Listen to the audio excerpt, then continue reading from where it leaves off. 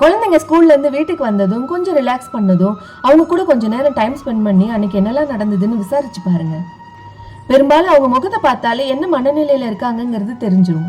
ஏன்னா நமக்கு ஃபேமிலியில வேலை பார்க்குற இடத்துல 1000 பிரச்சனைகள் இருந்தாலும் இவ்வளோ கஷ்டத்திலும் நம்ம வாழ்றதே குழந்தைங்களுக்காக தான். அந்த குழந்தைங்களோட உலகத்துல என்ன நடக்குதுங்கிறது தெரிஞ்சுக்கிறது ரொம்ப முக்கியம் சகோ.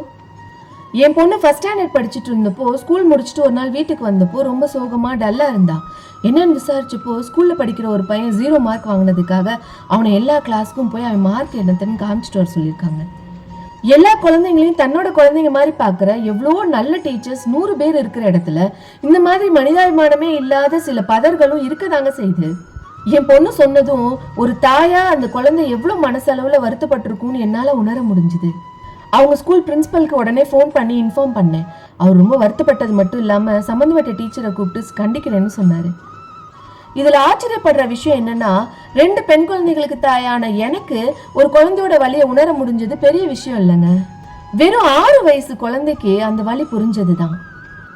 சும்மாவா சொன்னாங்க, பெண் குழந்தைகள் எப்பவுமே தாய்மையின் அம்சம்னு. சிந்தியுங்கள். அன்புடன் நான் உங்கள் கீதா கொளஞ்சிநாதன். இது கலர்ஸ் ஆஃப் லைஃப் GK, வாழ்வின் வண்ணங்களுடன்.